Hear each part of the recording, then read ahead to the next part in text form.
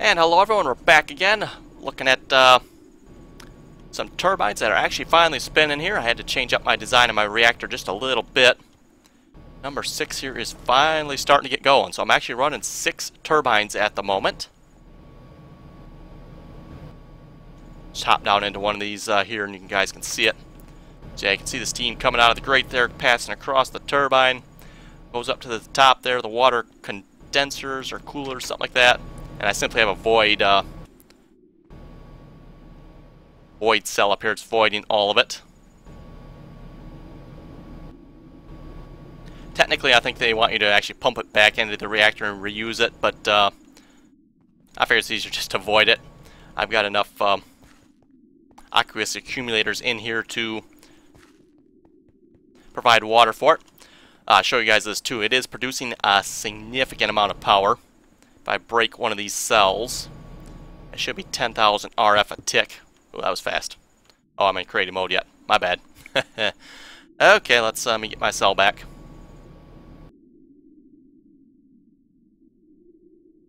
And that was a resonant energy cell. Let's get an empty one.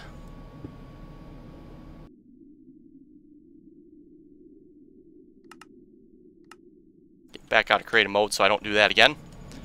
And if you look, as you can see, 10,000 RF a tick. So once number 6 gets going full speed over there, we'll be producing a whopping 60,000 RF a tick here with this setup. And I'm guessing I can actually produce more because it'll run number 6 at full speed. So I pretty much just have to keep adding turbines until one of them, doesn't get to full power, and that's how many I can run off this. I did change up my reactor setup just a little bit. If you recall, last time I had neutron absorbers around it. Also, I put concrete around here too, by the way, just so it kind of brightens up in here. That's really the only reason for the concrete. Just makes it brighter, otherwise the obsidian was kind of dark. Anyway, I switched out the neutron absorbers that were around here. I just replaced them with concrete.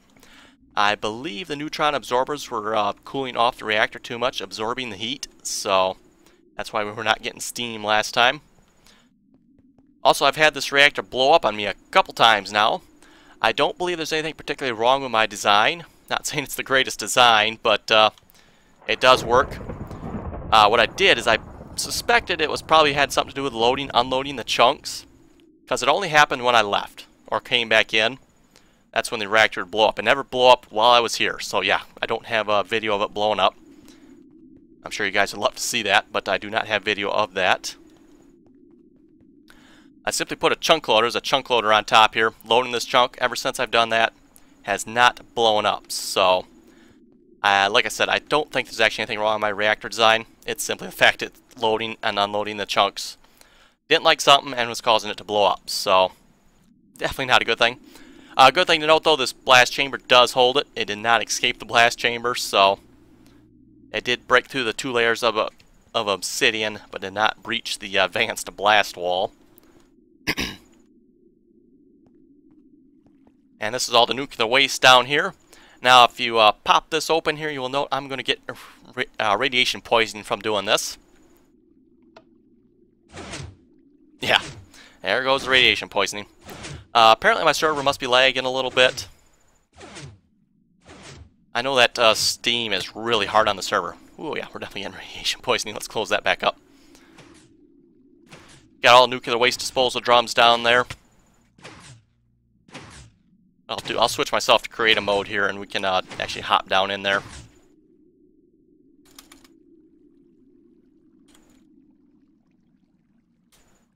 Okay, I should have taken away all the effects. Let's put creative mode. And just put on night vision helmet here so you guys can actually see. Same thing if you open this door, you'll get radiation poisoning. Ooh, even though I'm in creative, I still got it. It's not going to do nothing though, because I am in creative. So yeah, you can see they're all full and lots of nasty stuff. Oh, I'm not in creative mode. What happened to that? There we go. Now I'm in creative mode.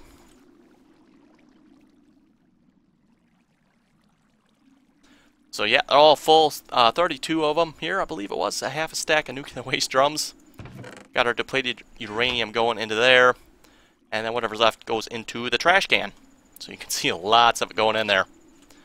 I'm not sure if there's actually any purpose for this or not. I just thought it was kind of cool to actually, store it.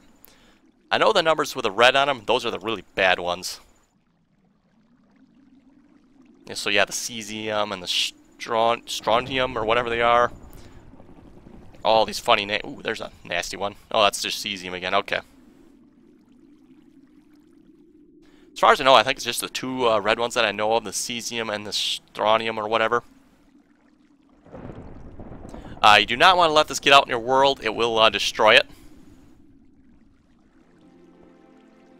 So that's why I got it enclosed in concrete and water. That is what the website, I believe, called for.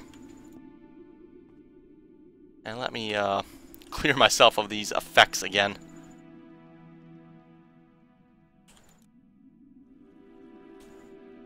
There we go.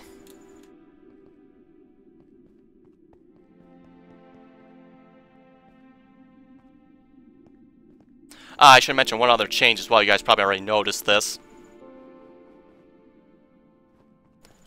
Don't believe I really mentioned it that closely. Obviously, I got all these extra utility pipes here. They are simply filling the fuel cores with uranium, so that's the only reason for them. Just means I don't have to hop in here and actually fill them. So it's just taking it from this chest here and pumping uranium into all the fuel cores in the event they need it.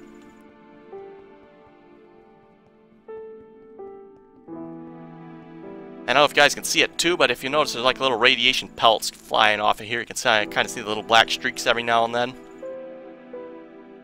Let's see, I guess I'm in creative mode, ain't I? Okay, let's... Yeah, I kind of see those. Let me get rid of my helmet here. You'll see that better. Otherwise, I got all the particle effects.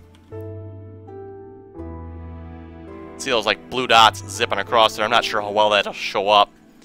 Those like blue dots zipping across. So those are basically radiation neutrons that are escaping. So we'll close that back up. Now, from what I read, it takes 2 layers of concrete to effectively stop most of that. As you can see, I've actually got 4, so hopefully I'm stopping all of it. That's my goal behind this.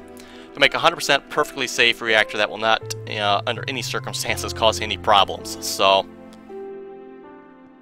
if it does blow up, it should be contained to this blast chamber. And in case you guys weren't clear, this is built entirely legit. I did not cheat any of this, other than maybe some of the parts you just see me cheat in now. Pretty much just the concrete. I believe that was the only thing I cheated in. Yeah, other than that, playing in creative mode every now and then too, just to, you know, hop in that cesspool of radiation.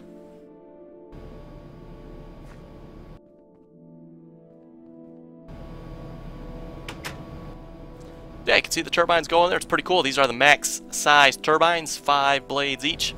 You do not want to get into them. They will hurt you and they will break. So, just let you guys know that.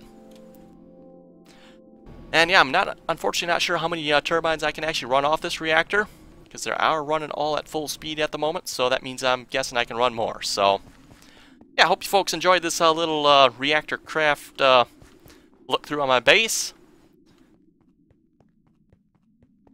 I will try to remember, too, to attach a picture or two of the aftermath of the explosion. Interestingly enough, it was always this half of the reactor over here that blew up, not this half. So, it was always this half of the reactor that blew up. Not sure why that was, but... Anyway. So, yeah, folks, have any comments or questions about this? Just to be clear, too, this is a Reactor Craft Reactor. A lot of times I like to call it Rotary Craft. Just that Reactor Craft is part of Rotary Craft, so... Rotary Craft Reactor, Reactor Craft Reactor, whatever you want to call it. So, yeah, this will be the last episode here. Yeah, folks, have any comments or questions about this? I'm not, obviously, the most expert at this, but... yeah, I got one that's working. I'm happy with it, so... Till next time.